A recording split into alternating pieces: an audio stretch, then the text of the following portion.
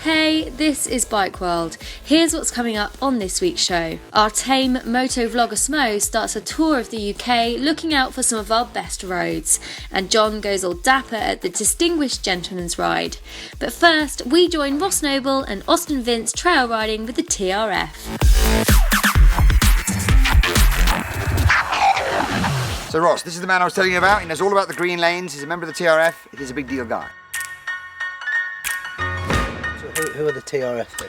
Trail Riders Fellowship, Yep. looking after the interest of trail riders who like to get out and enjoy the countryside, exploring on their bikes, just like you guys are doing today, really. Right. So Austin's got all these exciting and somewhat secretive places that he wants to take me to, all on these green roads. And so what are the rules then? What's the score with where we can go? Yeah. What's Right, where you can go is pretty much any byway or UCR. They're the two general classifications of roads that you can What's the ride. UCR again? What UCRs are unclassified county roads. right? They can and may not have tarmac on them. Is there? I've always wondered when you ride a cool Yeah. lane and it's such a delight, and it's properly graded and it's and somebody's put hairpins in. It's been pretty. It's not a footpath. It's a proper road that's was obviously designed for horse and cart. Does anybody understand how come that one that we're on didn't get tarmac? If you go back to the days of horse and cart, it was because travelling was much slower and it's much more involved. A lot more roads were created as a result to enable people to travel less distance. But when cars came along, all of a sudden you could get further. It wasn't such an issue, so they didn't.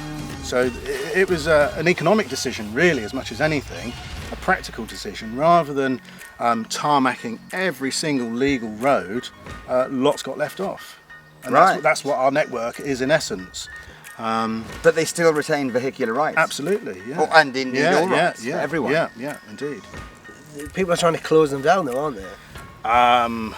Yeah, there are people in there. Have I touched a Really, yeah, because in essence, a lot of it stems from the fact that their expectation of a lane, in effect, in the countryside, is that it doesn't have vehicular rights unless it's tarmacked. Yeah. So That's what Joe Public thinks. Joe Public is walking along a track like this, sees you coming on your motorbike, and because of their, for want of a better word, their ignorance, Yeah. is that they take umbrage to the fact that, in their view, you're riding somewhere where you shouldn't do. Because you've got a motor vehicle, you should be on tarmac. They think it's a footpath. In essence, that's what's going on. And they don't realise they're walking along a road. No, that's right. The main issue affecting green roads, and this has been recognised in the government report, is drainage. That's in essence. If you boil down the accusations of damage, it's more a case of maintenance. Right. Because these sit at the bottom of the road network. Right. The They're the priority, especially in these days of restricted spending stuff. budgets and Yeah, everything yeah. else. So this is something the TRF are becoming more and more active in. I mean, certainly in Devon we work very closely with the council, and we will repair lanes and fix them. And sorry, that's my bloody phone. I thought it was an ice cream van. I thought that would be the most amazing thing. If a 4x4 ice cream van just came up. Some customers. Exactly, sorry, go on. As I see it, we are guardians of this network in so much as the Ramblers are guardians of the footpath network. Yeah. The British Horse Society are the guardians of the Bridleway network. But there's no user group apart from ourselves that you could say we're guardians of the unsurfaced road network. Right. Every lane is unique. There's a story behind each lane, why they exist, and they've served a purpose, albeit that purpose might have fallen by the wayside. But that's the same with the canals and many footpaths and bridleways. We live in a time of recreation, and this is what we're doing. Exactly. Let's hope that the template here in Devon, with really healthy cooperation between your TRF group and the local council, let's hope that template can be replicated across the nation. We've got access to this incredible scenery through this extraordinary network of trails. I mean, that's amazing. It's all about the scenery. This is to me the appeal of trail riding is that if you like the countryside, you can have a massive overdose of the countryside riding a trail bike. And that's a wonderful feel-good feeling, and that's what keeps that sort of spirit burning inside of trail riding. Great.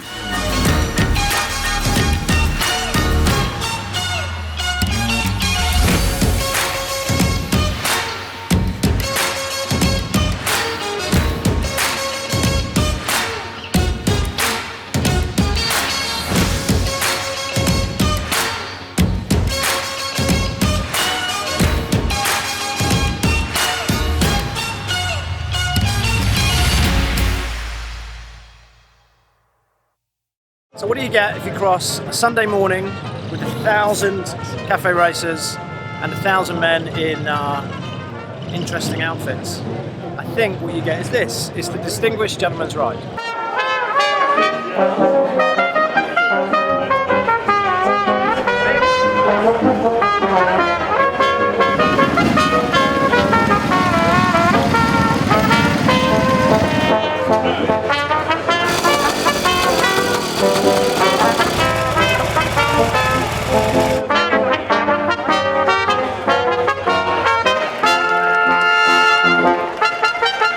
It might be called the Distinguished Gentleman's Ride, but we've managed to find probably the most distinguished gentle lady that we know.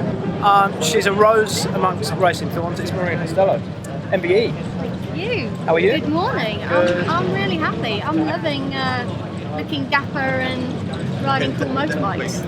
It's pretty early though on a Sunday. A long way to come. I had a little bit of a ride down, so but no, it's going to be worth it, isn't it? It's all for men's health. Men's health, a worthy cause. What are you riding? Tell me. Yeah, so I've got one of those new BMW Scramblers, so the R90 with the sort of scramble look, and I've only had a few miles on it this morning, so looking forward to riding it through London and seeing some beautiful sights. Going fast or going slow? We're going to be going slow, aren't we? There's going to be over 1,000 bikes. So Have a look at this. Have a look at this. Oh wow.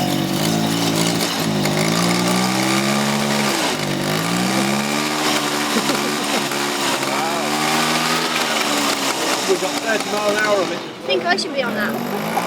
That's pretty much the format for the day. Check him out. Cool beard, strange tattoos. It's like a really beard weird fest. vibe. Beard fest. Loving it. No, you didn't I fancy it? shaved this morning. We're going to put our kit on, we're going to get on our bikes, and you can join us as we wobble through London for about 15 miles over 3 hours. Check this out, it's pretty weird. Hello!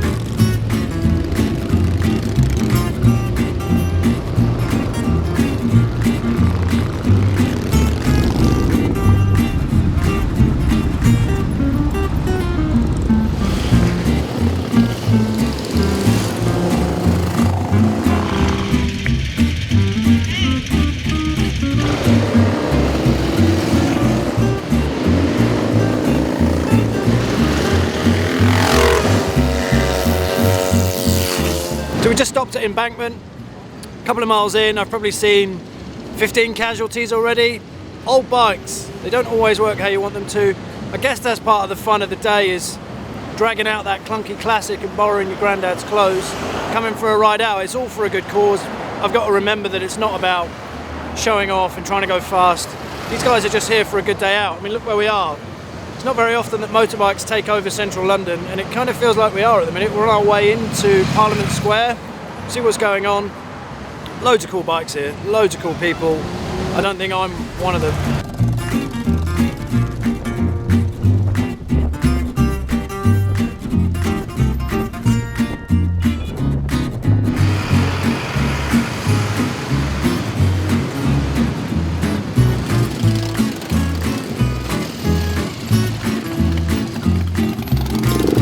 It's not quite having your kit screwed in for a track day.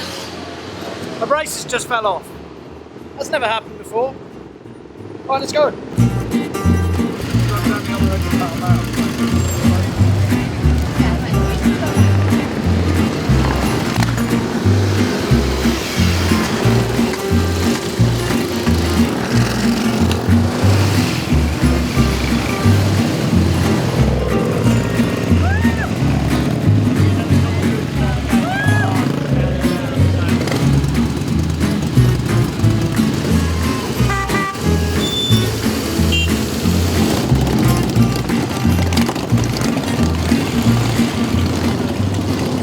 So we've rocked up at Regent's Park. There must be 2,000 bikes here. It's a much bigger event than I expected. I did the first Distinguished Gentleman's Ride in London probably 5 years ago. Maybe 50 or 60 of us. Rode to Battersea Park, had a coffee, went home. That was that. You can see that this event has absolutely kind of morphed into this massive thing, which again is another representation of the scene that exists in London and other cities in the country. And I know that this show and the one that we did at Brighton last week will cop a little bit of flack from people that say, oh, these guys aren't real bikers. I guess now's a good time to talk about what the definition of a real biker is. If a real biker is somebody that wears one-piece leathers, is obsessed with getting his knee down and doing track days, then I'm probably the only real biker here. I still love doing that kind of stuff. But look around you, you know, there are people here doing skids, there are people here smiling, there are people here riding with their mates. This is just another version of exactly what you and I might do if we went to Brands Hatch for a track day or went to Box Hill for a coffee. The fact that they're wearing weird clothes, the fact that I got this on, shouldn't really make much difference. It's bikers doing what bikers do, hanging out, having a coffee, kicking tyres. I'm in, I'm all over it.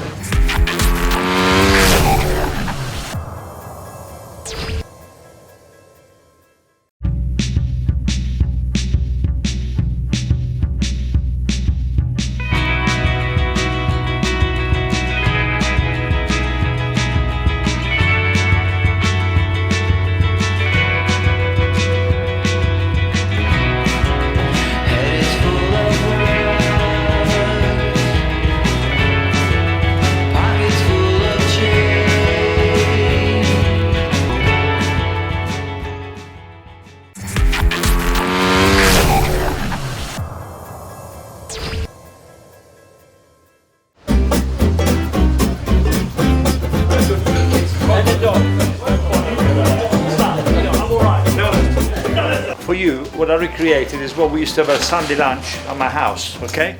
So where the lasagna was made exactly this way, okay? Not in the big trays, and here's 3 layers of pasta, not 5, 6, 7. This is a lovely roast chicken like we used to have. See all that nice fat, look, this is really umami stuff. Delicious, absolutely brilliant, really. Now we're gonna cut it, set it upstairs. There you go, wonderful lunch. Barney, guys, it's a real pleasure to have you here. Cheers. So the best way to finish any decent ride is with a good meal. And Barney and the guys from the W4 Wonders, or Wanderers, we'll get to that in a second, have invited us along to share some good food, get a conversation, and just carry on the conversation that you would have once you finish riding your bike but you haven't quite had enough. So Barney, why are we here and why is your club called Wanderers? Well, it was a bit of my mistake really. I can't spell is the issue.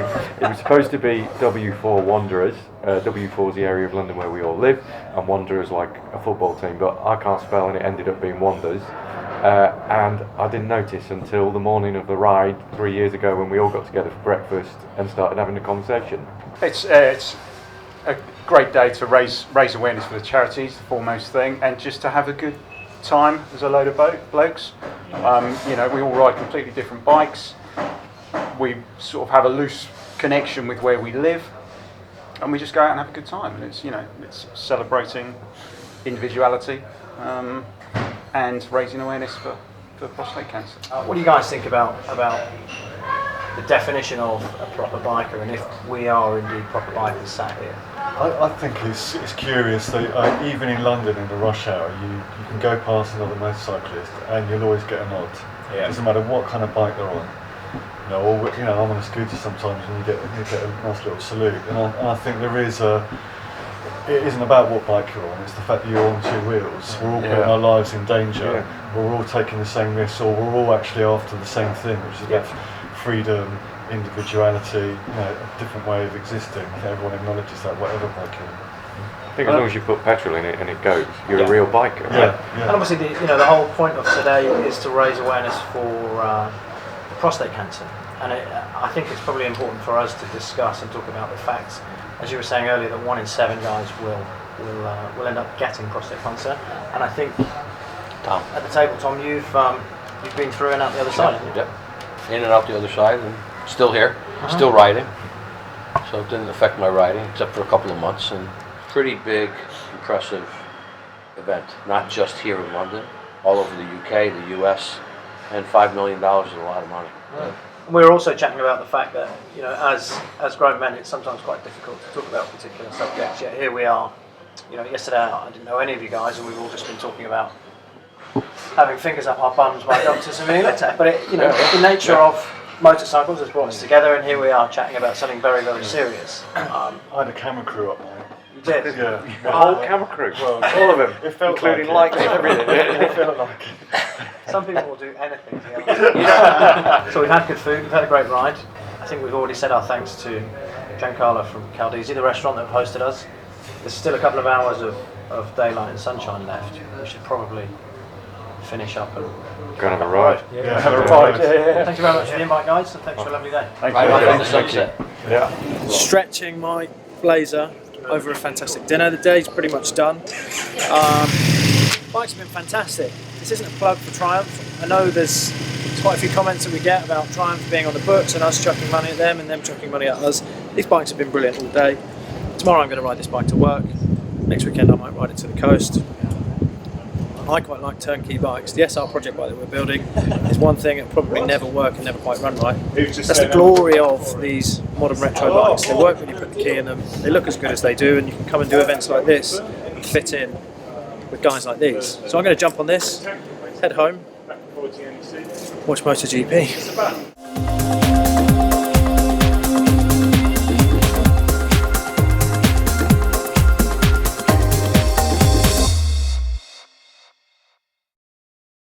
Welcome to a new Bike World segment called On Tour with me, SMO. I'm a motovlogger, which means that I share my experiences with motorcycles from a first-person perspective on my trusty Street Triple R. Over the coming weeks, I'm going to be sharing with you guys some of Britain's best hidden biking roads, and in order to do so, I'm going to recruit the help of some fellow vloggers and friends of mine to share some local knowledge, and hopefully we'll find some awesome places to eat and stay along the way. And what better place to start than my home, the beautiful Isle of Wight.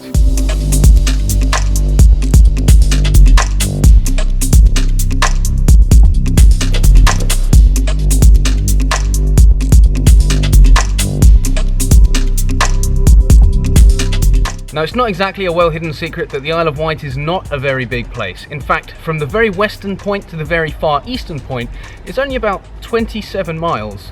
And in fact, if you take away just the land and you're left with the road network, it's actually closer to 24 miles.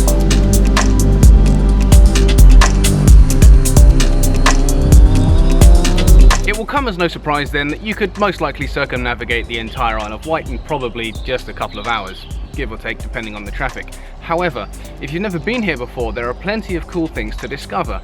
This video really just kind of aims to show you some of the things that you might find. However, I've deliberately left out some of the more exciting places in the hope that you might come and explore for yourself. So your experience after getting off the ferry at Fishbourne will be very similar to this one. And our first location of interest is actually surprisingly close. So we're headed to a place called Core Abbey, which is a beautiful old building. I'm going to take you there right now. It's only about half a mile away. Doesn't take more than a second, so let's get over there.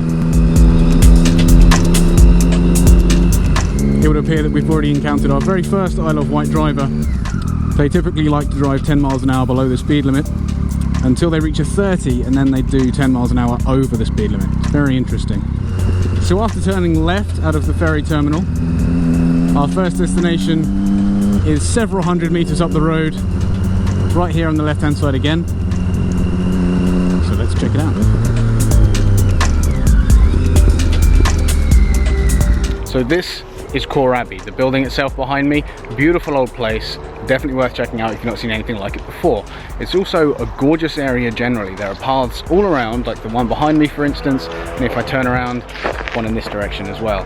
So it's definitely worth checking out. The road that leads here is not terribly exciting, don't get me wrong, but once you're here, it's a nice place to be. However, I think it's time that we moved on to our next beautiful location. Let's go.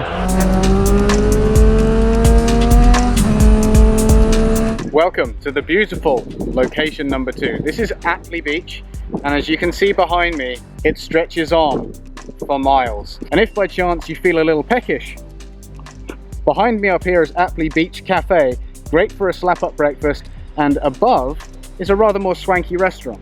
I think it's about time we experience some of the beautiful roads the island has to offer. There aren't that many, but there are a few, so let's get going. This is the road that links Shanklin and Ventnor. Takes us over a hill called Cowleys. And it's quite exciting.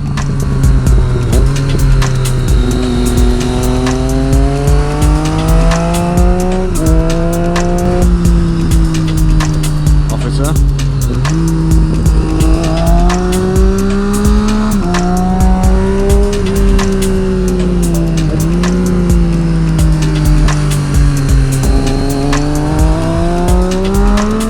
Join me on Ventnor seafront right now. It is beautiful. Nothing much really needs to be said about that. Behind me down here is Betsy and Spinky's. It's a biker-friendly cafe, and there are often meets down there for all kinds of bikers from all different walks of life and all different machines. Good food too. With the local fishermen literally just down here, you're not going to get fresher seafood. So now we are in Chale. We find ourselves here at the Viewpoint Cafe, and we're going to head down here and along Military Road, which goes along the coast down there. Here we go.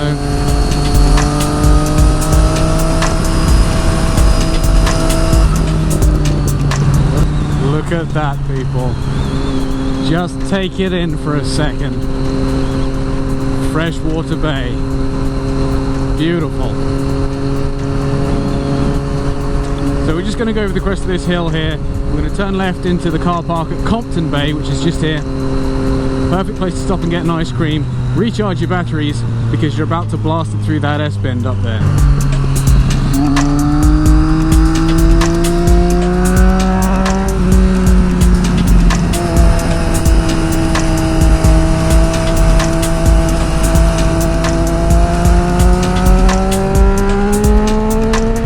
Next stretch of road is called Middle Road, and it connects a place called Afton to Newport. Newport is the centre of the island.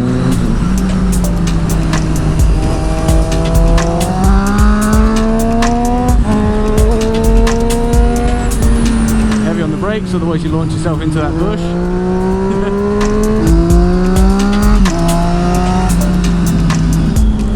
Fantastic stretch of road. I'm sure you figured out by now that the Isle of Wight is built around exploration more than it is speed, but don't let that put you off. There are a lot of things left to find, especially buried in the middle. But if you go too fast, you'll miss the character that makes this place quite so special. On behalf of myself and Bike World, I'd like to thank you guys for coming with me, and I hope to see you next time.